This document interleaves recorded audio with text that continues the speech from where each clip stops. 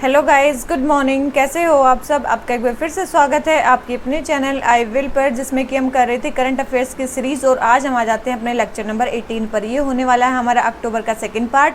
ठीक है, तो चलिए शुरू करते हैं बिना देरी करते हुए। सबसे पहले है क्वेश्चन नंबर 26। क्या बोल रहा है कि with the present state of development artificial intelligence can effectively do which of the following. बोल रहे हैं कि आज के जो आप प्रेजेंट स्टेट ऑफ डेवलपमेंट देख रहे हो उसके हिसाब से जो आर्टिफिशियल इंटेलिजेंस है वो क्या क्या कर सकती है। सबसे पहले है detecting human emotions using body movements. Yes, कर सकती है। स्पीड अप दी, मतलब कर सकने में कुछ भी कर सकती है फ्यूचर में, तो ठीक है। Speed up the vaccine development process, provide warning about speeding and reduce collision between speeding vehicles, rate A movies content in matter of seconds based on movie script. बिल्कुल, तो ये चारों ही काम आर्टिफिशियल इंटेलिजेंस क्या कर सकती है, इफेक्टिवली कर सकती है। तो इसका आंसर हमारा क्या हो जाता है? डी। ठीक है, इसका आंसर हमारा क्या हो जाता है? डी। अब आ जाते हैं अपने नेक्स्ट क्वेश्चन पे। क्वेश्चन नंबर 27 क्या बोलता है कि medical termination of pregnancy amendment rules 2021 के बारे में बताना है कि उसमें क्या क्या अमेंडमेंट्स किए गए हैं। सबसे पहले है कि opinion of AIIMS is essential for pregnancy to be terminated after 24 weeks in case of substantial fetal abnormalities. तो एक बार एम्स के डॉक्टर की तो कोई बात ही नहीं हुई है। ठीक है, फर्स्ट स्टेटमेंट तो हो जाती है रॉन्ग। सेकंड है अंडर द एक्ट प्रेगनेंसी में be terminated up to 20 weeks by a married women in case of failure of contraceptive method of device. बिल्कुल 20 वीक्स तक जो है आप किसी भी प्रेगनेंसी को टर्मिनेट करवा सकते हो, ये तो है ही। 20 वीक्स तक तो करवा ही सकते हो, जबकि 24 वीक्स तक आप करवा सकते हो। ठीक है, तो इसमें सेकंड स्टेटमेंट करेक्ट है, फर्स्ट स्टेटमेंट रॉन्ग है, तो हमारा आंसर क्या आ जाता है? बी।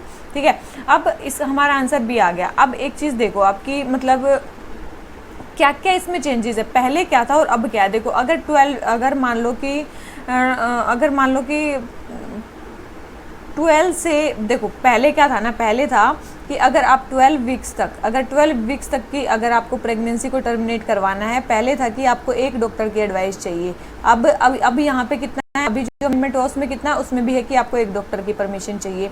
फिर था कि अगर 12 वीक्स से आपके 20 वीक्स हो जाते हैं तो उसके बीच में आपको कितने डॉक्टर्स की परमिशन चाहिए, उसमें आपको 2 डॉक्टर्स की परमिशन चाहिए। कितने? 2 डॉक्टर्स की परमिशन चाहिए, लेकिन इसमें अभी भी एक डॉक्टर की परमिशन चाहिए।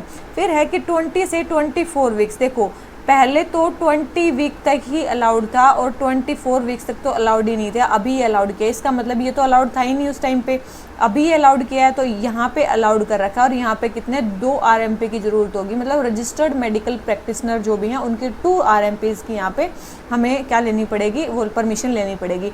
फिर आएगा हमारा आफ्टर 24 वीक्स। आफ्टर 24 वीक्स क्या होगा, ये पहले में तो 24 ही अलाउड नहीं था, तो 24 के बाद तो बिल्कुल ही अलाउड नहीं था।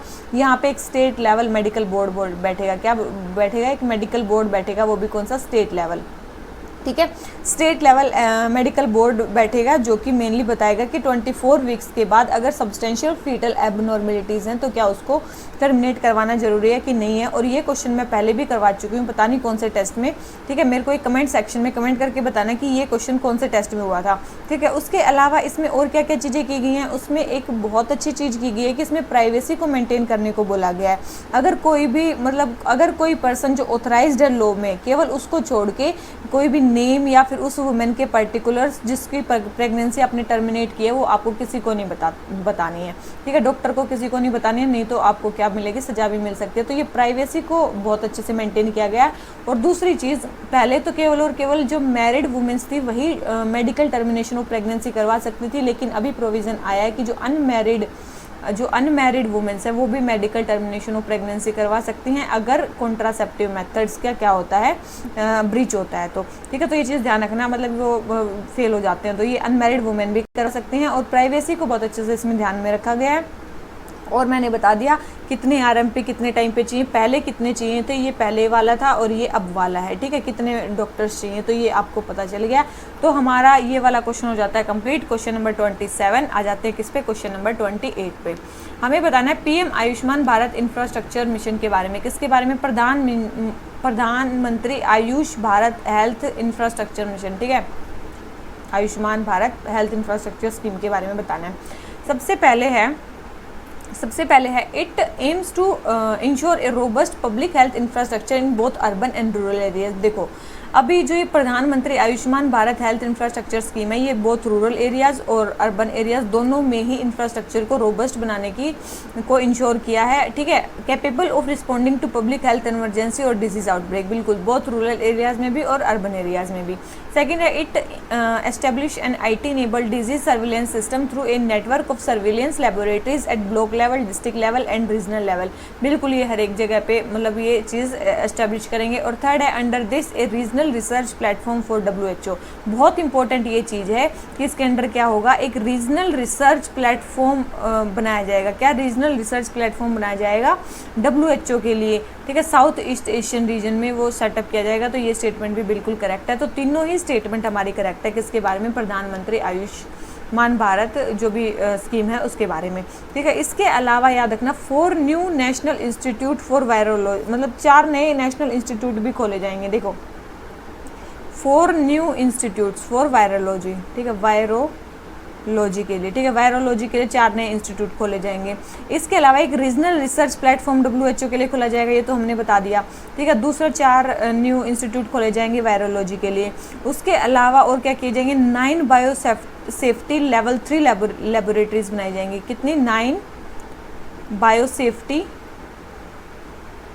लेवल 3, ठीक है, ये याद रखना, लेवल 3 वाली बनाई जाएंगी। पता चले 1 लिख दे 2 लिख दे तो लेवल 3 वाली लेबोरेटरीज बनाई जाएंगी, ठीक है। लेवल 3 की 9 लेबोरेटरीज बनाई जाएंगी। और उसके बाद हमारा चौथी चीज़ क्या है, हमारी चौथी चीज़ है कि 5 नए regional national centres for disease control भी सेटअप किए जाएंगे। क्या, 5 new regional national centre for disease, national centres for disease, ये भी सेटअप किए जाएंगे। बहुत इंपॉर्टेंट है, ये 4 चीज़ें इसमें एस्टेब्लिश करने की बात है, ठीक है। इंफ्रास्ट्रक्चर वगैरह ये तो बनाए जाएंगे, साथ में क्या किए जाएंगे, ये 4 चीज़ें भी की जाएंगी। क्या, एक तो रीजनल रिसर्च प्लेटफॉर्म बनाया जाएगा WHO के लिए, 4 न्यू इंस्टीट्यूशन बनाए जाएंगे वायरोलॉजी के लिए, 9 बायो सेफ्टी लैब्स बनाई जाएंगी लेवल 3 वाली, और 5 नए रीजनल नेशनल सेंटर्स बनाए जाएंगे डिजीज़ के लिए, ठीक है। बहुत इंपॉर्टेंट है ये डिजीज़ कंट्रोल के लिए, ठीक है। तो ये चीज़ें सही हैं हमारे किसके बारे में, प्रधानमंत्री Ayushman Bharat health infrastructure scheme के बारे में। तो क्वेश्चन नंबर 28 हमारा हो जाता है कंप्लीट। जाते हैं किस पे, क्वेश्चन नंबर 29 पे, सॉरी हाँ 29 है नहीं, 30 पे आ जाते हैं, ठीक है। इन दी कॉन्टेक्स्ट ऑफ स्वच्छ भारत मिशन अर्बन, स्वच्छ भारत मिशन अर्बन के बारे में बताना है। सबसे पहले है, it envisions to make all cities garbage free and ensures grey and black water management. बोल रहे हैं ये क्या करते हैं, जितने भी सिटीज़ हैं उनको गार्बेज फ्री बनाने की बात है और grey and black water management करने की बात है। तो आपको क्या लग रहा है इसमें क्या है, तो बिल्कुल ही सही स्टेटमेंट है, ये करने की बात है। गार्बेज फ्री बनाना है सभी सिटीज़ को स्वच्छ भारत मिशन अर्बन में, ठीक है, और इंश्योर करना है ग्रे और ब्लैक वाटर मैनेजमेंट को।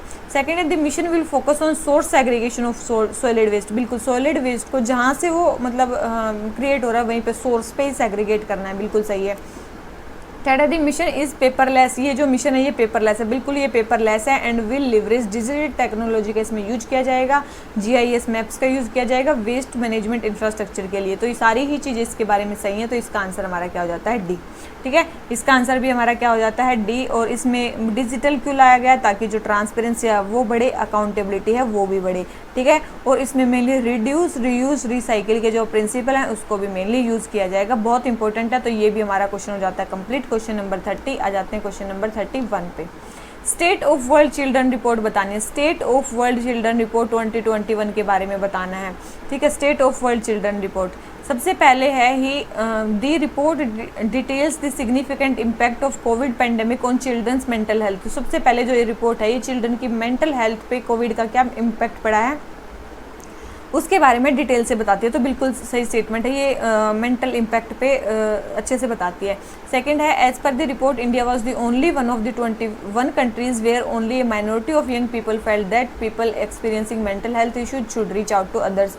ये भी स्टेटमेंट बिल्कुल करेक्ट है। क्या है, ये भी स्टेटमेंट बिल्कुल करेक्ट है। क्या कि इंडिया में कुछ ही मतलब 21 कंट्रीज़ में से इंडिया एक ओनली कंट्रीज़ है जहाँ पे कुछ minority of the young people ने बोला है, ये एक्सपीरियंस किया है कि मेंटल हेल्थ के लिए लोगों को कहीं जाना चाहिए, डॉक्टर के पास जाना चाहिए। नहीं तो मैक्सिमम लोग बोलते हैं कि कहीं नहीं जाना चाहिए, मतलब घर पे ही ठीक हो जाएगी मेंटल हेल्थ, ठीक है। तो ये उन्होंने बोला है।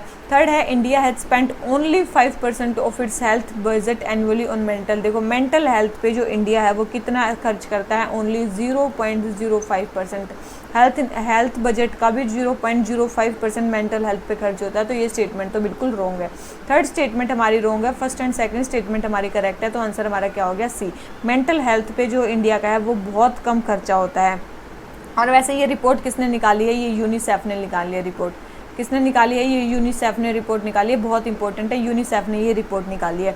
उसके अलावा मेंटल हेल्थ के लिए गवर्नमेंट क्या क्या हमारी स्टेप्स ले रही है, चलो ये तो इन्होंने रिपोर्ट निकाल दी, ये बता दिया क्या क्या होता है।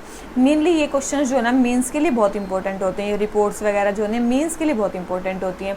उसके अलावा अगर बता दें ये गवर्नमेंट स्टेप्स क्या लिए गए हैं मेंटल हेल्थ के लिए, सबसे पहले नेशनल मेंटल हेल्थ प्रोग्राम चलाया गया था, कब, 1982 में, ठीक है। सबसे पहले तो ये प्रोग्राम चलाया गया था। दूसरा क्या, मेंटल हेल्थ केयर एक्ट 2017 में आया था, क्या, मेंटल हेल्थ केयर एक्ट 2017 में आया था।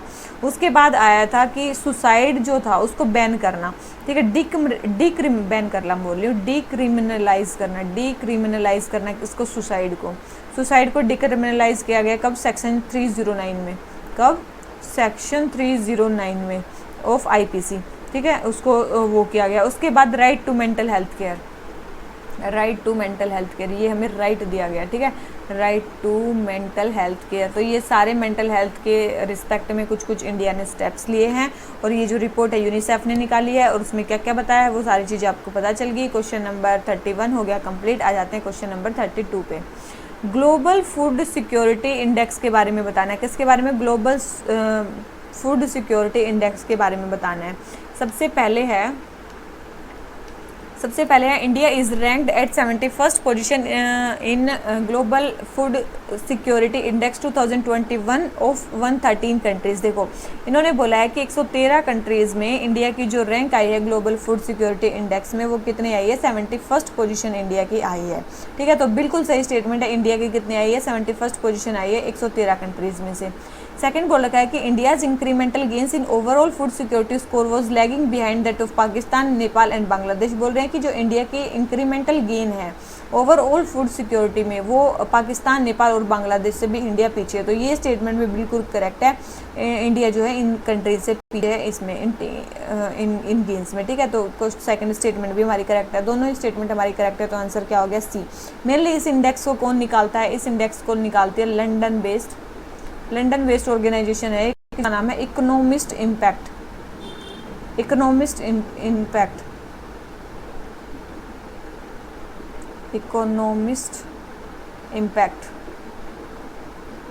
और स्पॉन्सर इसको कौन करता है, ये तो निकालती है, साथ में इसको स्पॉन्सर कौन करता है, स्पॉन्सर्ड बाय, ये स्पॉन्सर किसके द्वारा, कोर्टेवा एग्री साइंस,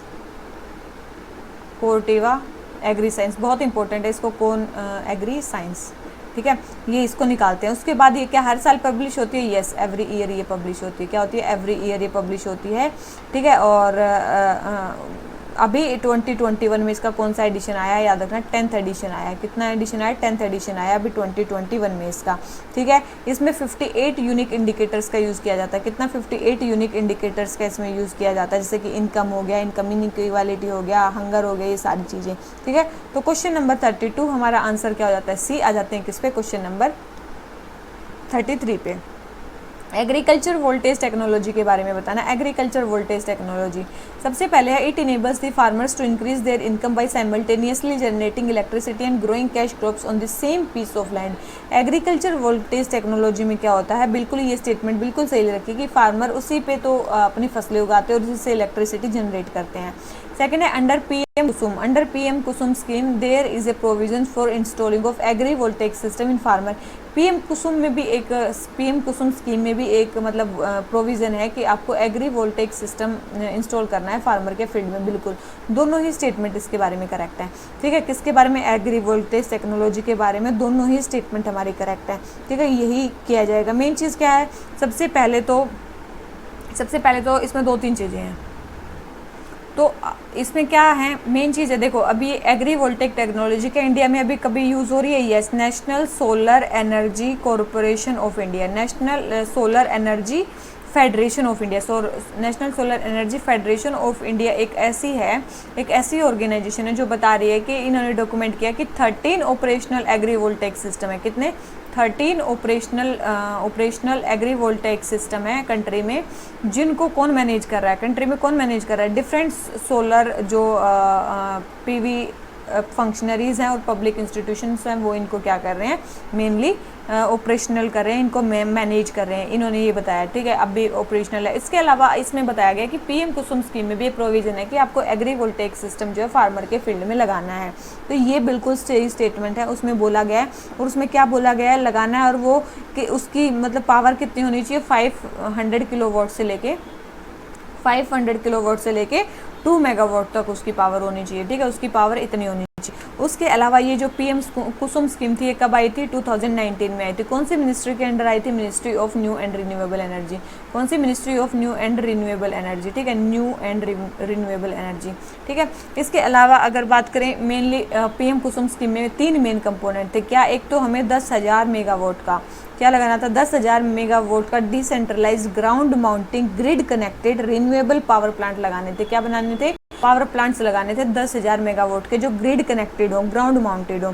फिर हमें क्या करना था, 2 मिलियन स्टैंड अलोन क्या बनाने थे, सोलर पावर्ड एग्री पंप बनाने थे, ठीक है, 2 मिलियन एग्री पंप बनाने थे जो कि सोलर पावर्ड। और तीसरी हमारा इसका मेन कंपोनेंट था कि हमें 1.5 जो million grid connected solar power हैं, एग्री पंप है, उनको क्या करना है, सोलराइजेशन करना है। 2 मिलियन लगाने हैं एग्री पंप, उनमें से 1.5 मिलियन का क्या करना है, हमें सोलराइजेशन करना है, और 1000 मेगावाट के हमें पावर प्लांट लगाने। बहुत इंपॉर्टेंट स्टेटमेंट है ये, और ये है 2019 में बनी थी। तो ये एग्री वोल्टेक सिस्टम सारी चीज़ें हो जाती है कंप्लीट। आंसर हो गया सी। आ जाते हैं किस पे, क्वेश्चन नंबर 34 पे। पैलिएटिव केयर क्या होता है, पैलिएटिव केयर क्या होता है, बहुत इंपॉर्टेंट है। पैलिएटिव केयर क्या होता है, सबसे पहले है M.R. Rajagopal is known as father of palliative care in the country. बिल्कुल सही स्टेटमेंट है, M.R. राजा गोपाल को फादर बोला जाता है पैलिएटिव केयर का, ठीक है। इसमें मेनली क्या हो जाता है, पैलिएटिव केयर एक टाइप की अप्रोच होती है जहाँ पे पेशेंट्स की जो लाइफ है, क्वालिटी लाइफ है, उसको इम्प्रूव किया जाता है, उनकी फैमिली की प्रॉब्लम जो फेस कर रही है उसको कम किया जाता है जब वो लाइफ थ्रेटनिंग डिजीज़ या इलनेस से ग्रसित हों, ठीक है, मेन चीज़ वो है। Palliative care focuses on improving the quality of life of patients and their families in post Covid recovery phase. नहीं, कोई भी लाइफ थ्रेटनिंग अगर डिजीज़ है, कोई भी अगर लाइफ थ्रेटनिंग डिजीज़ है, जैसे कि एड्स हो गया, कैंसर हो गया, उनमें पर्सन्स क्या हो जाते हैं, बहुत ज़्यादा डीमोटिवेट हो जाते हैं, उनके फैमिली मेम्बर भी बहुत ज़्यादा डीमोटिवेट हो जाते हैं, तो उनमें उनको इमोशनल सपोर्ट देना, ये सारी चीज़ें उसमें आती हैं। केवल और केवल कोविड ही नहीं है, ठीक है, तो याद रखना लाइफ थ्रेटनिंग कोई भी डिजीज़ है तो उसमें फैमिली के मेम्बर्स को भी और पेशेंट्स को भी जो केयर दी जाती है उसको बोलते हैं पैलिएटिव केयर। तो सेकेंड स्टेटमेंट तो होगी हमारी रॉन्ग, फर्स्ट स्टेटमेंट करेक्ट है, तो हमारा आंसर क्या आ जाता है, ए, ठीक है, तो हमारा आंसर क्या आ जाता है, ए। अब जाते हैं क्वेश्चन नंबर 35 पे। हमें बताना है इंडियन स्पेस एसोसिएशन के बारे में। किसके बारे में, इंडियन स्पेस एसोसिएशन के बारे में। सबसे पहले है, it is a single window and independent agency on matters related to space technology. Space technology से रिलेटेड इंडिपेंडेंट टेक्नोलॉजी है, बिल्कुल। It will undertake policy advocacy and engage with all stakeholders in Indian space domain including government and its agencies. देखो तो हर एक हाथ पैर तो मारेगी ना, तो हर एक काम करेगी इंडियन स्पेस एसोसिएशन। और बोल रहा है कि ये मार्केटिंग आर्म है इसरो की। तो आपने सुना होगा कि जो इसरो की जो मार्केटिंग आर्म है वो कौन सी है, NSIL, आपने नाम सुना होगा, NSIL, new space India limited. कौन सी है, न्यू स्पेस इंडिया लिमिटेड, एक मार्केटिंग आर्म, एक पब्लिक सेक्टर कंपनी है जो मार्केटिंग आर्म की तरह इसरो का काम कर रही है। तो इसका मतलब ये तो नहीं है, तो ये थर्ड स्टेटमेंट तो रॉन्ग होगी, और थर्ड स्टेटमेंट रॉन्ग होती है, डायरेक्ट हमारा आंसर आ गया ए, ठीक है। पहले दोनों स्टेटमेंट इसके बारे में हमारी करेक्ट हैं। किसके बारे में, इंडियन स्पेस एसोसिएशन के बारे में। और मेन चीज़ ध्यान रखना, ये कोई गवर्नमेंट बॉडी नहीं है, ये क्या है, एक इंडस्ट्री बॉडी है। क्या है, ये एक इंडस्ट्री बॉडी है, मेनली इंडस्ट्रियल इसमें जुड़ रहे हैं। वेरियस ऑर्गेनाइजेशन, गवर्नमेंट बॉडी जैसे कि इसरो होगी, कुछ प्राइवेट टेलीकॉम कंपनी जैसे कि भारतीय एयरटेल, टाटा ग्रुप, L&T, बहुत सारे मिलके उन्होंने बनाया है एक सिंगल विंडो इंडिपेंडेंट एजेंसी जो स्पेस रिलेटेड टेक्नोलॉजी पे बात करेगी, वहाँ पे रिसर्च चलेगी, ठीक है, सारे मिलके उस पर काम करेंगे। तो ये है हमारी Indian space association. Question number 35 answer हो जाता है ए। आ जाते हैं क्वेश्चन नंबर 36 पे। ऑर्गेनो कैटालिसिस क्या होती है। देखो ऑर्गेनो कैटालिसिस क्या होती है। सबसे पहली बात है कि कैटलिस्ट होते क्या हैं। सबसे पहले तो कैटालिसिस में कैटलिस्ट का पता होना चाहिए। कैटलिस्ट ऐसे सब्सटेंस होते हैं जो इंक्रीज करते हैं किसी भी रिएक्शन की स्पीड को with it self being consume, उसमें कंज्यूम नहीं होते, केवल स्पीड को इंक्रीज कर देते हैं, उसको बोलते हैं कैटलिस्ट। सेकंड है organocatalysis is asymmetric and builds upon small organic molecule. बिल्कुल जो ऑर्गेनो कैटालिसिस है जिसके बारे में बात चल रही है, ये एक एसिमेट्रिक होती है और ये स्मॉल ऑर्गेनिक मॉलिक्यूल्स के ऊपर बनती है। और थर्ड है इट यूजेस इंक्लूड मतलब इसके यूजेस कहाँ पे ऑर्गेनो कैटालिसिस के, न्यू फार्मास्यूटिकल्स में, और इसमें केमिस्ट्री की ग्रीनर बनाने में भी ये हेल्प करती है। तो ये भी स्टेटमेंट हमारी क्या है, बिल्कुल करेक्ट है। ठीक है, ऑर्गेनो कैटालिसिस की ये स्टेटमेंट भी हमारी करेक्ट है, तो बिल्कुल सही है। तो तीनों ही स्टेटमेंट करेक्ट है। ये हमारा क्यों न्यूज़ में आया, क्यों न्यूज़ में आया ऑर्गेनो कैटालिसिस, क्योंकि 2021 में नोबेल प्राइज़ मिला है। कौन सा प्राइज़ मिला है, नोबेल प्राइज़ मिला है केमिस्ट्री में। ठीक है, नोबेल प्राइज़ मिला है केमिस्ट्री में इसी रिसर्च के लिए। ठीक है, तो इसीलिए ये ऑर्गेनो कैटालिसिस न्यूज़ में है। ठीक है, तो वैसे तो नॉर्मली दो टाइप के ही कैटालिसिस होते हैं, एक तो मतलब कैटालिस्ट होते हैं, एक तो मेटल्स और एक इंजाइम्स। एक कौन से होते हैं, एक मेटल्स होते हैं और एक इंजाइम्स होते हैं। ऑर्गेनो कैटालिसिस तो अभी हमने अभी सुनी है। ठीक है, ये एसिमेट्रिक ऑर्गेनो कैटालिसिस है, मेनली ऑर्गेनिक मॉलिक्यूल्स पे बनती है, फार्मास्यूटिकल्स में हेल्प करती है, केमिस्ट्री को ग्रीनर बनाने में हेल्प करती है। ठीक है, ये कब वैसे डिस्कवर की गई थी, 2000 में अप्रोक्स ये डिस्कवर की गई थी। ठीक है, और मेनली ये जो नोबेल प्राइज़ मिला है ये किस किस को मिला है, दो बंदों को मिला है। एक तो बेंजामिन लिस्ट, कौन है, एक तो बेंजामिन लिस्ट और एक है डेविड मैकमिलन। कौन है, डेविड मैकमिलन। ये दो पर्सन्स हैं जिनको मेनली केमिस्ट्री में क्या मिला है, नोबेल प्राइज़ मिला है। ठीक है, बहुत इंपॉर्टेंट है। क्वेश्चन नंबर 36 आंसर हो गया हमारा डी। अब आ जाते हैं अपने नेक्स्ट क्वेश्चन पे। क्वेश्चन नंबर 37 क्या बोलता है, नासा के लूसी मिशन के बारे में बताना है। किसके बारे में, नासा के लूसी मिशन के बारे में बताना है। तो मेरे को कमेंट सेक्शन करके बताना जो भी यहाँ तक देख रहे हैं कि नासा का एक और मिशन है जिसको बोलते हैं साइकी मिशन, वो किसके लिए है। ठीक है, ये साइकी है क्या, और बिना देखे बताना है। ठीक है, डायरेक्ट आपके में जो आए वही कमेंट सेक्शन में लिखना है, ना कि चेक करके। ठीक है, बेशक आप गलत लिखो लेकिन लिखो। ठीक है, कोई आपको यहाँ पे जज नहीं कर रहा है, तो डायरेक्ट बिना देखे चेक करके बताना है कि साइकी मिशन क्या है, किसके लिए, कहाँ पे जा रहा है ये। तो क्वेश्चन नंबर 37 नासा के लूसी मिशन के बारे में बताना है। तो सबसे पहले it is the third mission to study Jupiter Trojan asteroid. Jupiter के ट्रोजन एस्टेरॉयड को स्टडी करने के लिए जा रहा है ये, और कौन सा मिशन है ये, इसका थर्ड मिशन है। तो आपको एक चीज़ ध्यान रखनी है, सबसे पहले ये नासा का पहला मिशन है जो जुपिटर के ट्रोजन एस्टेरॉयड को स्टडी करने के लिए जा रहा है। ऐसा ये फर्स्ट मिशन है नासा का। ठीक है, फर्स्ट मिशन है, थर्ड मिशन नहीं है, तो फर्स्ट स्टेटमेंट रॉन्ग होगी। सेकेंड है Trojans orbit the sun in 2 loose groups. 2 loose groups में जो ट्रोजन है वो सन को ऑर्बिट करते हैं, with 1 group leading ahead of Jupiter in its path and other trailing behind. ठीक है, एक उसको आगे रहेगा, एक पीछे रहेगा। तो ये बिल्कुल सही स्टेटमेंट है, सेकंड स्टेटमेंट करेक्ट है, फर्स्ट स्टेटमेंट रॉन्ग है। तो हमारा आंसर क्या आ गया, बी। ठीक है, क्योंकि हमारा बी ही करेक्ट है, क्योंकि बस बी ही करेक्ट है। ठीक है, ट्रोजन मतलब ट्रोजन्स क्या करते हैं ना, वो सन को ऑर्बिट करते हैं 2 लूज ग्रुप्स में, एक जुपिटर के आगे रहता है और एक जुपिटर के पीछे रहता है। ठीक है, और ऐसा माना जाता है कि जो ट्रोजन एस्टेरॉयड्स है ना, ये सेम मटेरियल से बने हैं जिससे मतलब हमारा स्टार्टिंग में सोलर सिस्टम बना था, ये ट्रोजन एस्टेरॉयड उसी से बने हैं, इसीलिए उनको स्टडी करने के लिए जा रहा है। और ऐसे पे कौन जाता है, नासा। ठीक है, तो ये लूसी मिशन है जो ट्रोजन एस्टेरॉयड पे जा रहा है, और नासा मेनली इनको भेज रहा है। ये कौन सा, एक और इम्पोर्टेंट चीज़ इसकी क्या है, एक सोलर पावर्ड मिशन है।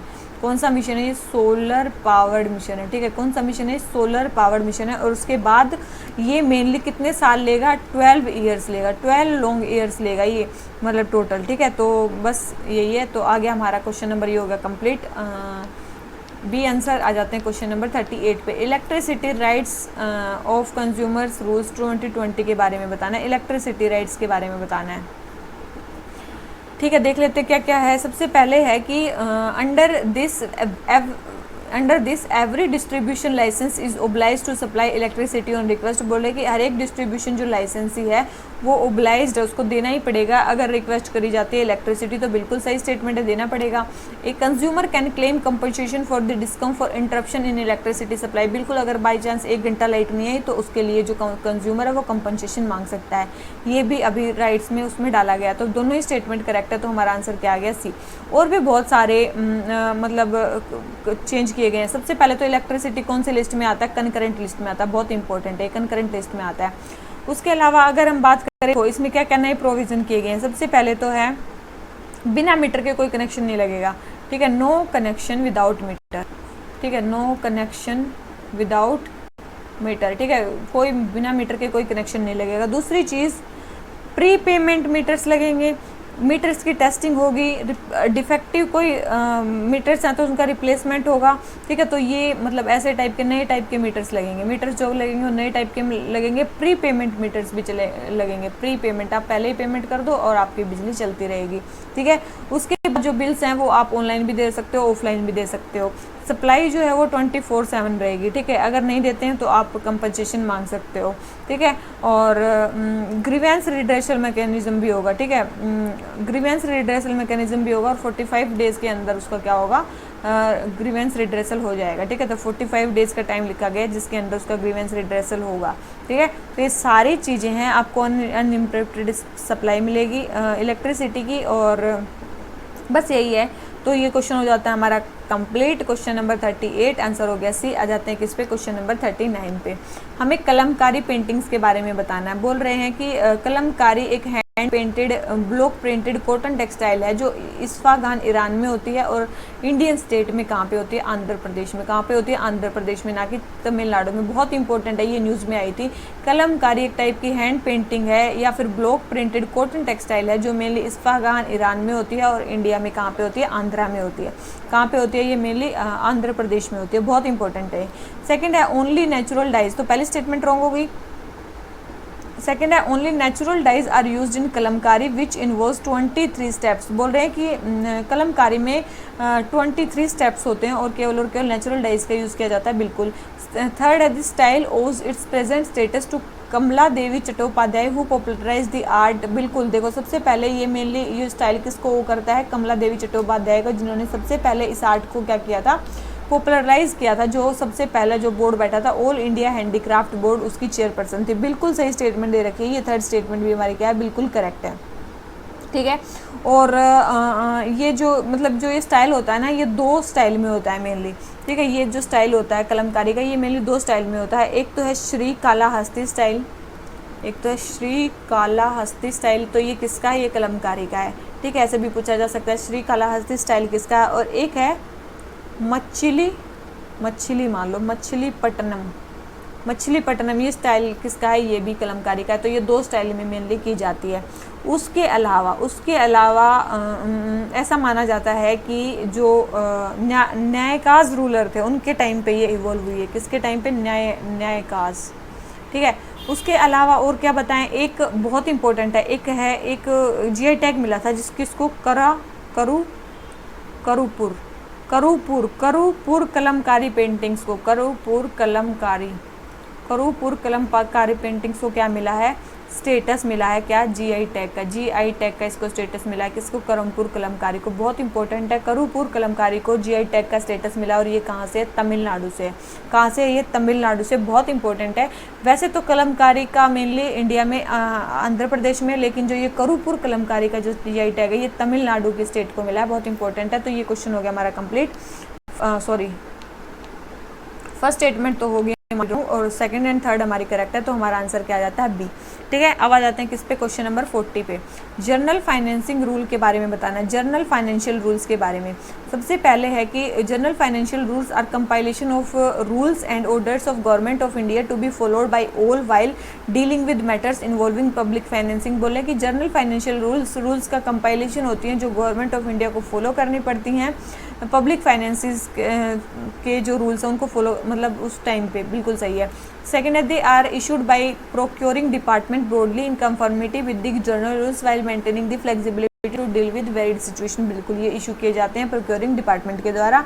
तो ये स्टेटमेंट भी हमारी करेक्ट है। और सबसे पहले जो जनरल फाइनेंशियल रूल्स थे वो कब इशू किए गए थे, 1947 में, क्योंकि सबसे पहले तो काम तभी स्टार्ट हुआ था, देश के आज़ाद होते ही काम शुरू हो गया था, ठीक है। अभी रिसेंट इसमें कुछ अमेंडमेंट किए गए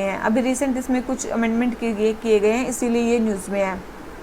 ताकि क्या रिसेंट किए गए हैं, ताकि जो गुड्स एंड सर्विसेज हैं जिनकी वैल्यू 200 करोड़ से नीचे है, उसको डोमेस्टिक फर्म्स जो है वो उसको प्रोक्योर कर सकें, जिससे कि एमएसएमई को क्या हो, फ़ायदा हो। तो ये मेन चीज़ है। तो हमारा क्वेश्चन नंबर 40 आंसर हो जाता है सी। आ जाते हैं किस पे, क्वेश्चन नंबर 41 पे। क्वेश्चन नंबर 41 हमें क्या बोलता है, इंटरनेशनल नॉर्थ साउथ कॉरिडोर के बारे में बताना है। इंटरनेशनल नॉर्थ साउथ कॉरिडोर के बारे में बताना है। सबसे पहले है कि it is multi modal connectivity project to establish transport network for carrying freight between Africa and Central Asia. ऐसा नहीं है अफ्रीका और सेंट्रल एशिया के बीच में है, ये स्टेटमेंट तो हमारी बिल्कुल करेक्ट है कि ये अफ्रीका और सेंट्रल एशिया के बीच में, मेनली बहुत सारी कंट्रीज़ को ये ज्वाइन करता है। ठीक है, किन किन कंट्रीज़ को ये ज्वाइन करता है? एक तो इंडिया, रशिया, ठीक है, इंडिया, रशिया, ईरान, यूरोप, ठीक है, Iran, Europe and Central Asia, in countries को ये ज्वाइन करता है, तो ये स्टेटमेंट तो रॉन्ग होगी। सेकंड है इसके मेंबर कौन कौन से? India, Iran, Russia, Azerbaijan, Kazakhstan, Armenia, Belarus, Tajikistan, Kyrgyzstan, Oman, Syria, Turkey, Ukraine, Bulgaria, सारी कंट्रीज़ के मेंबर है। बिल्कुल सही स्टेटमेंट है, सारी ही कंट्रीज़ के मेंबर है। ठीक है, ये international north south corridor Russia, India और ईरान ने स्टार्ट किया था कब? 2000 में। किसने? इंडिया, रशिया और ईरान ने स्टार्ट किया था कब? 2000 में स्टार्ट किया था। ठीक है, सितंबर 2000 में स्टार्ट किया था सेंट पीटर्सबर्ग से, और एग्रीमेंट जो था ये साइन कब किया गया था? 2002 में। साइन कब किया गया था? 2002 में। कंसेप्ट कब आया था? 2000 में। तो चीज़ ध्यान रखनी है इंटरनेशनल नॉर्थ साउथ कॉरिडोर के बारे में। ठीक है, इसके अलावा इसका जो साउदर्न हब होगा इस प्रोजेक्ट का, वो कौन सा होगा? मुंबई। मुंबई इसका क्या होगा? साउदर्न हब होगा। ठीक है, बहुत सारे इसमें वो हैं, देखो मैं आपको दिखाती हूँ। तो ये है, देखो ये हम जाते हैं नॉर्मल स्टैंडर्ड रूट से। ठीक है, ये जाते हैं हम नॉर्मल स्टैंडर्ड रूट से, और ये जो है ये हमारा बनाया जा रहा है नया इन नॉर्थ साउथ ट्रांसपोर्ट कॉरिडोर। जो रेड लाइन में दिख रहा है ये है नॉर्थ साउथ ट्रांसपोर्ट कॉरिडोर। ठीक है, दिख रहा है रेड लाइन में। सबसे पहले कहाँ जाएगा? ये बहुत इंपॉर्टेंट जगह है। सबसे पहले जाएगा बंदर अब्बास। ठीक है, बंदर अब्बास जगह पे जाएगा। तो ये पोर्ट कहाँ पे है? ईरान में। बहुत इंपॉर्टेंट है, देखो एक चीज़ ध्यान रखो, ये जगह के नाम है ना, बहुत ज़्यादा इंपॉर्टेंट है। ठीक है, ईरान से होके पास होगा। फिर यहाँ पे बाकू कैपिटल है किसकी? अजरबैजान की, वहाँ से भी पास होगा। फिर अस्ट्राखान जो जगह है, अस्ट्राखान जगह, वहाँ पे भी जाएगा ये अस्ट्राखान कहाँ की जगह है? मेरे को बताना है, ये रशिया की है या कि कजाकिस्तान की है? रशिया की है कि कजाकिस्तान है? मेरे को बताना न्यूज़ में बोल रही हूँ, कमेंट सेक्शन में मेरे को कमेंट करके बताना। ठीक है, मैं बिल्कुल भी नहीं बता रही हूँ, क्योंकि ये जगह बहुत इंपॉर्टेंट है। अगर आप इसको खुद सर्च करोगे ना तो वो आपके लिए बहुत ज़्यादा इंपॉर्टेंट होगी। ठीक है, तो मेरे को कमेंट सेक्शन में बताना है, कमेंट करके, और कमेंट ना भी करके बताओ ना तो इसको देख लेना ये कहाँ पे है। ठीक है, उसके बाद आती है हमारी मॉस्को, फिर है सेंट पीटर्सबर्ग। ठीक है, तो ये नॉर्दर्न पोर्ट ये रहा और साउदर्न पोर्ट हमारा ये रहा। तो साउदर्न हब इसका क्या है? मुंबई है, तो याद रखना। फिर ये अस्ट्राखान से ये मतलब अलग अलग रशिया की जगहों पे चली जाती है। तो ये इंपॉर्टेंट चीज़ें हैं इसकी। ठीक है, ये इंपॉर्टेंट चीज़ें हैं इसकी। तो मेनली ये सेंट्रल एशियन कंट्रीज़ को जोड़ेगी जो कि लैंडलॉक्ड हैं। ठीक है, क्योंकि देखो इधर से ये इधर जोड़ सकती है। ठीक है, इधर से इधर जा सकती है, ईरान से इधर जा सकती है, और इधर से भी नीचे जा सकती है। तो सारी सेंट्रल एशियन कंट्रीज़ जो कि लैंडलॉक है उनको भी एक कनेक्टिविटी प्रोवाइड करेगी। तो इंटरनेशनल नॉर्थ साउथ कॉरिडोर यही है। ठीक है, इंटरनेशनल नॉर्थ साउथ कॉरिडोर यही है। कौन कौन सी कंट्री है इसमें वो हमने देख लिया, तो हमारा सारा क्वेश्चन हो जाता है कंप्लीट। इसके बाद ये कंट्री ये यहाँ से यहाँ जहाँ पे भी सप्लाई पहुँचनी है वहाँ पे पहुँच जाएगी। रेल रोड नेटवर्क वहाँ पे बन जाएगा। ठीक है, तो ये क्वेश्चन हो जाता है हमारा कंप्लीट। ठीक है, तो हमारा फर्स्ट स्टेटमेंट रॉन्ग है, सेकंड स्टेटमेंट करेक्ट है। तो हमारा आंसर क्या आ गया? बी। ठीक है, तो हमारा आंसर क्या आ गया? बी। ठीक है, अब आ जाते हैं किस पे? क्वेश्चन नंबर 42 पे। क्वेश्चन नंबर 42 हमें क्या बोलता है? नॉर्ड स्ट्रीम 2 पाइपलाइन के बारे में बताना है। किसके बारे में? नॉर्ड स्ट्रीम 2 पाइपलाइन के बारे में बताना है। सबसे पहले है देख लेते हैं, it is a new export gas pipeline running from Russia to Europe. Russia से यूरोप तो जा रही है लेकिन मेडिटेरियन सी से नहीं जा रही। बिल्कुल गलत स्टेटमेंट है, मेडिटेरियन सी से नहीं जा रही है। देख लेते हैं अभी कहाँ से जा रही है। सेकेंड है, US has impose section two prevent completion of this pipeline. याद रखना अभी यूएस ने इसको परमिशन दी है इसको। ठीक है, अभी यूएस ने इसको परमिशन दी थी, तो ये स्टेटमेंट भी यूएस ने अभी अप्रूव किया था जर्मनी से रशिया जाने वाली नॉर्ड स्ट्रीम 2 पाइपलाइन को। तो ये स्टेटमेंट भी हमारी क्या होगी? रॉन्ग होगी। ठीक है, और ये कहाँ से जा रही है? बाल्टिक सी से होके जा रही है। कहाँ से जा रही है? बाल्टिक सी से होके जा रही है, मेडिटेरियन सी से होके नहीं जा रही है। तो दोनों ही स्टेटमेंट हमारी रॉन्ग होगी। तो आंसर हमारा क्या हो गया? डी। ठीक है, तो ये देखो ये हमारी कौन सी पाइपलाइन है? नॉर्ड स्ट्रीम पाइपलाइन दिख रही है यहाँ पे, नॉर्ड स्ट्रीम पाइपलाइन है। और कहाँ कहाँ से पास हो रही है? ये कौन सा सी है? यहाँ पे बाल्टिक सी है। कौन सा सी? यहाँ पे बाल्टिक सी से पास हो रही है। और कहाँ से कहाँ पे जा रही है? ये यहाँ पे जर्मनी। कौन सी कंट्री है? जर्मनी। जर्मनी की कौन सी जगह है? ग्रीफसवाल्ड जगह है, बहुत इंपॉर्टेंट है ये जगह। कहाँ पे? देखो यहाँ पे ऐसे लिख सकते हैं कि ग्रीफसवाल्ड से ये जा रही है व्योबोर्ग, मतलब मान लो कि ये व्योबोर्ग है, ये वहाँ पे है, मतलब ये रशिया, यहाँ पे जर्मनी लिख देंगे और यहाँ पे रशिया लिख देंगे। तो दो जगहों के नाम याद रखना, ग्रीफसवाल्ड और जो भी है ये मैंने अच्छे से मिटा ही दिया है। ठीक है, व्योबोर्ग। ठीक है, व्योबोर्ग ये जगह है, तो ये चीज़ ध्यान रखना। तो ये यहाँ पे जा रही है, ये रशिया की जगह है, ये रशिया से कहाँ जा रही है, जर्मनी की तरफ जा रही है, बाल्टिक सी से होके जा रही है। और यहाँ पे कौन कौन से कंट्रीज़ हैं वो भी आपको ध्यान रखना है। यहाँ पे फिनलैंड, यहाँ पे स्वीडन, यहाँ पे जर्मनी, यहाँ पे पोलैंड, यहाँ पे देखो रशिया भी बाल्टिक सी को सराउंड करता है। फिर लिथुआनिया, लाटविया, एस्टोनिया, ठीक है। अभी आपने सुना होगा लिथुआनिया ने क्या किया है, चाइना से सारे रिलेशन कट कर दिए हैं और ताइवान के साथ रिलेशन अपने एस्टेब्लिश किए हैं, ठीक है। बिल्कुल अकेला कंट्री जो चाइना के अगेंस्ट खड़ा हो गया, तो लिथुआनिया है वो कंट्री। तो इन्होंने अपने, तो इसलिए न्यूज़ में था, तो ये चीज़ ध्यान रखना। तो ये है हमारा क्या, बाल्टिक सी का नॉर्ड स्ट्रीम 2। देखो ये और एक हमारा मेरे को मैप है, मतलब दिखा रही मैं आपको, बाल्टिक सी का ही मैप है, लेकिन यहाँ पे नॉर्ड स्ट्रीम 2 यहाँ से यहाँ जा रही थी, ठीक है, वो अलग बात है, वो आपने देख लिया। उसके अलावा इसमें इंट्रिकेसीज क्या क्या है, देखो सबसे पहले यहाँ पे कौन सी कंट्री है, स्वीडन है। यहाँ पे कौन सी है, गल्फ ऑफ बोथनिया है, ठीक है। अलांड, फिनलैंड, ये आइलैंड कहाँ पे है, बाल्टिक सी में, याद रखना है।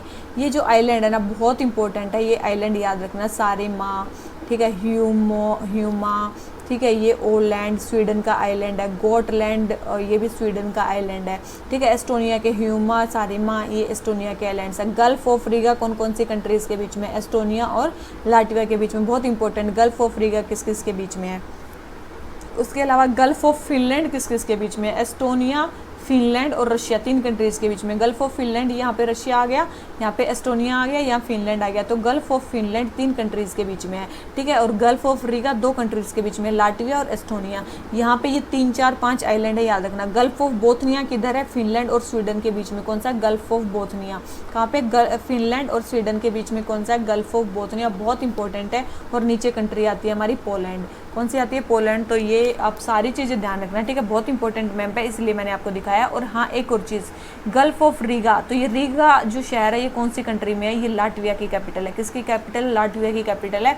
और एस्टोनिया की कैपिटल क्या है, टालिन, क्या है, टालिन है। और लिथुआनिया की कैपिटल क्या है, विलिनस, क्या है, विलिनस, बहुत इंपॉर्टेंट है। इनकी कैपिटल भी याद रखना है कहाँ पे है, नॉर्थ टू साउथ लगाना आ जाए और ईस्ट टू वेस्ट लगाना आ जाए तो भी आपको आना चाहिए, ठीक है।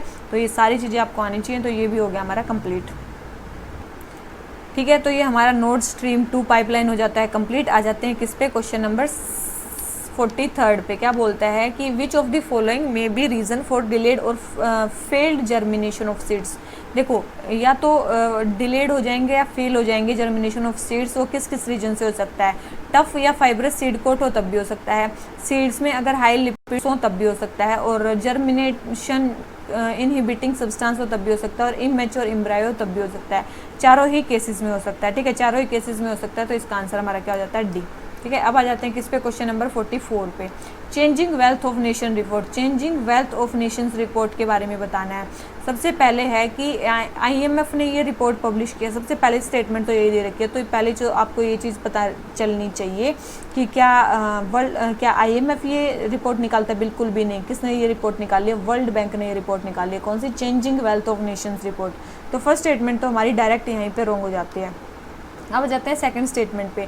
It measures wealth creation and distribution among 46 countries. सबसे पहले ये वेल्थ क्रिएशन और डिस्ट्रीब्यूशन को मेजर करता है 146 कंट्रीज़ में, ठीक है। किसके थ्रू, GDP के थ्रू, ह्यूमन कैपिटल के थ्रू, ह्यूमन प्रोड्यूस कैपिटल के थ्रू, नेचुरल कैपिटल के थ्रू, ठीक है। इनके थ्रू वेल्थ को मतलब क्या करता है, मेजर करता है। थर्ड है as per the report human capital was the largest source of world wide wealth. World wide wealth का सबसे बड़ा सोर्स क्या है, ह्यूमन कैपिटल, ये भी इस रिपोर्ट ने बताया। तो ये स्टेटमेंट भी क्या है, बिल्कुल करेक्ट है, तो ये भी उन्होंने बताया। तो सेकंड एंड थर्ड दोनों ही स्टेटमेंट करेक्ट है। और इन्होंने क्या बताया कि ओवरऑल जो ग्लोबल वेल्थ है वो इंक्रीज़ की है, ठीक है। ओवरऑल जो ग्लोबल वेल्थ है वो क्या की है, इंक्रीज़ की है, लेकिन at the expense of future generations. बहुत इंपॉर्टेंट है, but at the expense of future generation हमने जो है वो वेल्थ को क्रिएट किया। तो ग्लोबल वेल्थ इंक्रीज़ की है, लेकिन at the expense of future prosperity and by exacerbating inequalities, ठीक है। और फर्स्ट टाइम ऐसा हुआ है कि ब्लू नेचुरल कैपिटल, ठीक है, in terms of mangroves and ocean fisheries, ये भी मेजर किया गया। ब्लू नेचुरल कैपिटल को पहली बार मतलब क्या किया गया, ब्लू नेचुरल कैपिटल को भी पहली बार मेजर किया गया। ब्लू नेचुरल कैपिटल को भी पहली बार मेजर किया गया, बहुत इंपॉर्टेंट है, ठीक है, याद रखना। तो ये भी पहली बार मेजर किया गया। तो हमारा ये वाला क्वेश्चन हो जाता है कंप्लीट। आ जाते हैं क्वेश्चन नंबर 45 पे। Open network for digital commerce. Open network for digital commerce के बारे में बताना है। सबसे पहले है कि it aims at promoting open network developed on open source methodology using open specifications and open network protocol independent on any specific platform. बिल्कुल सही स्टेटमेंट है, ये सही बोल रखा है। The project aim to integrate e commerce platform through a network based open source technology and has been tasked to DPIIT। ये बोल रहे हैं कि ये जो है ना, ये DPIIT का काम है। किसका काम है? ये बोल रहे हैं कि ये DPIIT का काम है। तो याद रखना, DPIIT ने तो ऑर्डर इशू किए हैं एक एडवाइजरी कमेटी बनाने के लिए। किसके लिए? ओपन नेटवर्क डिजिटल कॉमर्स के लिए, ठीक है, ताकि जो डिजिटल मोनोपोलीज हैं उनको क्या किया जा सके, उनको रोका जा सके, ठीक है। किसको रोका जा सके? डिजिटल मोनोपोलीज को रोका जा सके। और मेनली जो इंटीग्रेट करने का प्लान है वो किसका है? जो इंटीग्रेट करने हैं ई कॉमर्स प्लेटफॉर्म, वो किसका काम है? क्वालिटी काउंसिल ऑफ इंडिया का। किसका काम है? क्वालिटी काउंसिल ऑफ इंडिया का। इसका काम नहीं है, तो सेकंड स्टेटमेंट रॉन्ग हो जाती है। थर्ड है ONDC is envisaged as a neutral platform that will set protocols for cataloguing, vendor match and price discovery in open source on lines of UPI। तो ये स्टेटमेंट बिल्कुल सही दे रखी है। ये जो ONDC है ये न्यूट्रल प्लेटफॉर्म की तरह काम करेगी, प्रोटोकॉल सेट करेगी, ये सारे काम करेगी, ठीक है। तो ये स्टेटमेंट करेक्ट है। तो हमारी सेकंड स्टेटमेंट रॉन्ग होगी और सारी हैं, तो ये हमारा आंसर क्या हो गया? C, ठीक है। और इंडिया इतना ज़्यादा इन पे क्यों काम कर रहा है? क्योंकि जो इंडिया की जो ई कॉमर्स मार्केट है वो बहुत ज़्यादा ग्रो करने वाली है। लगभग 2026 तक जो इंडिया की डिजिटल मार्केट है वो कितनी होने वाली है? डॉलर में है, $200 बिलियन होने वाली है। कितनी होने वाली है? $200 बिलियन इंडिया की ई कॉमर्स मार्केट होने वाली है। और ये ऐसा माना जा रहा है कि 2034 तक USA को सरपास कर देगी और इंडिया की जो डिजिटल मार्केट है वो कितनी, ई कॉमर्स जो मार्केट है वो सेकंड लार्जेस्ट हो जाएगी वर्ल्ड में, ठीक है, ऐसा माना जा रहा है। तो ये चीज़ याद रखना, इसीलिए ये इतने ज़्यादा इनिशिएटिव चल रहे हैं। तो क्वेश्चन नंबर हमारा 45 आंसर हमने लगा दिया। क्या आंसर हो गया? C। आ जाते हैं किस पे? क्वेश्चन नंबर 46 पे। क्वेश्चन नंबर 46 हमें क्या बोलता है? ग्रीन लोन्स के बारे में बताना है। किसके बारे में? ग्रीन लोन के बारे में। A green loan is a form of financing that seeks to enable and empower business to finance projects which have distinct environmental impact. बोले ग्रीन लोन एक ऐसे फॉर्म की फाइनेंसिंग होती है जिसमें एम्पावर किया जाता है बिजनेस को, ताकि वो ऐसे प्रोजेक्ट्स को फाइनेंस करे जो इन्वायरमेंट पे इम्पैक्ट डालते हो या फिर इन्वायरमेंट के प्रोटेक्शन के लिए काम करते हैं। बिल्कुल, this will help in fuelling corporate social responsibility target. बिल्कुल। और NTPC रिन्यूएबल एनर्जी पहली बॉडी है इंडिया में जिसने ग्रीन लोन अवेल किया। बिल्कुल, ये स्टेटमेंट बहुत याद रखना। NTPC रिन्यूएबल एनर्जी ये पहले, NTPC रिन्यूएबल एनर्जी क्या है? NTPC की एक सब्सिडरी है, इसने सबसे पहले लिया है। तो ये चीज़ बहुत इंपॉर्टेंट है। राजस्थान और गुजरात में सोलर प्रोजेक्ट्स लगाएगी, तो ये भी स्टेटमेंट सही है ग्रीन लोन्स के बारे में। तो इसका आंसर हमारा क्या हो जाता है? D। सारी ही स्टेटमेंट इसके बारे में करेक्ट है। अब आ जाते हैं किस पे? क्वेश्चन नंबर 47 पे। PIL के बारे में बात करने हैं। किसके बारे में? पब्लिक इंटरेस्ट लिटिगेशन के बारे में। सबसे पहले PIL is not defined in any statute or in any act, hence it is the power given to the public by courts through judicial activism। सबसे पहले बोला है कि PIL जो है वो किसी स्टैट्यूट में डिफाइन नहीं कर रखी, किसी एक्ट में डिफाइन नहीं कर रखी। ये जो पावर दी गई है वो पब्लिक के द्वारा दी गई है, मतलब कोर्ट्स को दी गई है पब्लिक को थ्रू जुडिशियल एक्टिविज्म के थ्रू। बिल्कुल सही स्टेटमेंट है। सेकंड है सुप्रीम कोर्ट और हाई कोर्ट दोनों ही ऑथराइज हैं, बिल्कुल दोनों को ही राइट है PIL इशू करने का। बोल रहे हैं कि ये हमने ब्रिटिश जूरिस्प्रूडेंस से लिया। तो याद रखना PIL का जो कंसेप्ट है वो इंडिया ने कहाँ से लिया है? अमेरिकन जूरिस्प्रूडेंस से लिया है, अमेरिका से लिया है, ना कि ब्रिटेन से। कहाँ से लिया है? ये हमने अमेरिका से लिया है। तो ये थर्ड स्टेटमेंट रॉन्ग होगी। अगर आपको बेसिक भी पता है तो दो स्टेटमेंट आप कट कर दोगे, सेकंड स्टेटमेंट हो जाएगी ठीक। और पहला तो आपको पता ही चल रहा है, वो कहीं पे नहीं मेंशन अगर आपने PIL का कंसेप्ट पढ़ा है, ठीक है। तो और मेनली किस किस के कंसेप्ट से ये अगर आपने पढ़ा हो, किस किस के मेनली कंट्रीब्यूशन से ये आई है? एक तो थे जस्टिस कृष्ण अय्यर, ठीक है, एक तो थे जस्टिस कृष्ण अय्यर, उनके एफर्ट से ये बनी है। और दूसरे थे जस्टिस PN भगवती, ठीक है, एक थे जस्टिस PN भगवती जिनके कंट्रीब्यूशन से ये बनी है, ठीक है। बहुत इंपॉर्टेंट है ये। तो क्वेश्चन नंबर 47 आंसर हो जाता है A। आ जाते हैं और हाँ बस यही है। Question number 47 answer A। आ जाते हैं 48 पे। इलेक्शन सिंबल्स के बारे में बताना है। Election symbols order 1968 empowers the election commissioner to recognise political party and उनको सिंबल देना। बिल्कुल सही स्टेटमेंट। इलेक्शन कमीशन एम्पावर करता है, ये एक्ट एम्पावर करता है इलेक्शन कमीशन को। बोल रहा है इलेक्शन कमीशन ओनली अथॉरिटी है जो डिसाइड करती है disputes merger on election symbols and जो डिसीजन है वो जुडिशियल रिव्यू के अंदर भी नहीं आता। तो आप एक बात बताओ, इलेक्शन कमीशन फाइनल अथॉरिटी तो है, ठीक है, ये स्टेटमेंट तो बिल्कुल सही है, लेकिन उसके जो डिसीजन है वो जुडिशरी में चैलेंज हो सकते हैं। बेसिक स्ट्रक्चर को अगर वो फॉलो नहीं कर रहे हैं तो ऐसा नहीं है, जुडिशियल रिव्यू से बाहर नहीं है। तो सेकंड स्टेटमेंट इनकरेक्ट हो जाती है, फर्स्ट स्टेटमेंट करेक्ट, तो आंसर क्या आ गया ए। अब जाते हैं किस पे, क्वेश्चन नंबर 49 पे। Telegraph right of way amendment rules के बारे में बताना है। ठीक है, सबसे पहले है it will is right of way related permission procedure for establishing and augmentation of digital communication infrastructure across the country. तो बिल्कुल राइट ऑफ वे इज, मतलब कोई भी Indian telegraph right of way amendment bill तभी तो लाया होगा कि हमें जो राइट ऑफ वे उसको क्या करना है, ईज करना है, परमिशन को ईज करना है। बिल्कुल कोई फ़ी नहीं लगेगी other than administrative fees and restoration charge for establishing, maintaining, transferring, shifting the underground and overground telegraph structure. ये बिल्कुल सही स्टेटमेंट है कि कोई फीस नहीं लगेगी अदर देन एडमिनिस्ट्रेटिव फ़ी और रिस्टोरेशन फ़ी ये एस्टेब्लिश करने के लिए। थर्ड है रूल्स जो हैं वो इनकॉर्पोरेट करेंगे uniform procedure for establishing an overground telegraph line. ये भी स्टेटमेंट करेक्ट है, तीनों ही स्टेटमेंट हमारी करेक्ट है। ठीक है, तीनों ही स्टेटमेंट हमारी करेक्ट है, तो हमारा आंसर क्या आ जाता है, डी। ठीक है, तो हमारा आंसर क्या आ जाता है, डी। तो तीनों ही स्टेटमेंट हमारी इनके बारे में करेक्ट हैं। ठीक है, तीनों ही स्टेटमेंट हमारे इसके बारे में करेक्ट हैं। तो ये और ये मेन किसके अंडर आते हैं, ये जितनी भी गाइडलाइंस इशू हो रही हैं मिनिस्ट्री ऑफ टेलीकम्युनिकेशन के अंदर। ठीक है, किसके अंदर, मिनिस्ट्री ऑफ टेलीकम्युनिकेशन के अंदर आती हैं। तो ये हो गया हमारा क्वेश्चन कंप्लीट। आ जाते हैं कि क्वेश्चन नंबर 50 पे। G20 क्लाइमेट रिस्क एटलस के बारे में बात करनी है। सबसे पहले है it provides climate scenario information data and future changes in climate across G20 countries. तो G20 कंट्रीज में ये सारी काम तो ये करेगा ही, तो पहली स्टेटमेंट तो बिल्कुल करेक्ट है। सेकंड है it states that in India decline in pulses and मेज। देखो इसने बताया है कि इंडिया में किसकी यील्ड कम होगी, राइस एंड व्हीट की, इसकी राइट एंड वीट की, जिससे कि जो फूड सिक्योरिटी है उसको हार्म होगा इंडिया की। तो पल्सेस एंड मेज़ की नहीं, किसकी, राइस एंड वीट की जो यील्ड है वो कम होगी क्लाइमेट चेंज के कारण, ये इस रिपोर्ट में ये बताया गया है। ठीक है, थर्ड है heat waves in India will last 25 times longer by 2036 and बिल्कुल ये भी बिल्कुल सही स्टेटमेंट है। उन्होंने बोला है कि इंडिया में जो हीट वेव्स हैं वो बहुत लास्ट तक लास्ट करेंगी। तो थर्ड स्टेटमेंट भी हमारी करेक्ट है, तो इसका आंसर हमारा क्या हो जाता है, ए। ठीक है, इसके अलावा और भी बहुत सारी बातें इसमें बोली गई हैं। क्या बोली गई हैं, सबसे पहले तो कि G20 कंट्रीज़ में, जितनी भी G20 कंट्रीज़ है वहाँ पे जो हीट वेव्स हैं वो 10 टाइम्स लॉन्गर तक रहेंगी। कहाँ तक रहेंगी, 10 टाइम्स लॉन्गर टाइम तक रहेंगी। बहुत इंपॉर्टेंट है, 10 टाइम्स लॉन्गर टाइम तक रहेंगी, जबकि इंडिया में 25 टाइम्स लॉन्गर टाइम तक रहेंगी। फिर है कि लगभग G20 कंट्रीज़ की बात करें तो उनका जो GDP का लॉस है, GDP का लॉस है वो 2050 तक कितना होगा, एनुअली 4% होगा, एनुअली 4% होगा। और हो सकता है कि 2100 आते आते वो कितना हो जाए, एनुअली 8% भी हो जाए। टोटल G20 कंट्रीज़ की GDP में लॉस। ठीक है, और क्या चीज़ें इन्होंने बोली कि इंडिया में क्या बोला इन्होंने, इंडिया में वाटर की जो डिमांड है वो बहुत ज़्यादा बढ़ सकती है, बहुत ज़्यादा बढ़ सकती है। हो सकता है कि 2050 तक अप्रोक्स 29% जो डिमांड है वो और बढ़ जाए। ठीक है, फिर एग्री ड्राउट्स जो है वो 48% ज़्यादा फ्रीक्वेंट आएंगे 2036 से लेकर 65 तक। ठीक है, 48% जो ड्राउट्स की जो संख्या है एग्री ड्राउट्स की वो बढ़ जाएगी। इसके अलावा 2050 तक जो फ्लडिंग है वो भी बहुत ज़्यादा बढ़ने के 18 मिलियन इंडियंस अफेक्ट होंगे।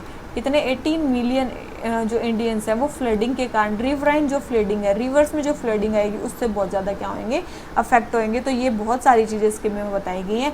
तो ये हो जाता है हमारा क्वेश्चन नंबर 50 कंप्लीट। ठीक है, तो G20 क्लाइमेट रिस्क इंडेक्स तो आपको पता चल गया, तो ये क्वेश्चन हो जाता है हमारा कंप्लीट। अगर आपको वीडियो अच्छी लगी हो तो लाइक करना, और हमारा ये लेक्चर नंबर 18 हो जाता है कंप्लीट। ठीक है, तो चलिए इसी नोट पे आज का लेक्चर खत्म करते हैं। Thank you very much, bye bye.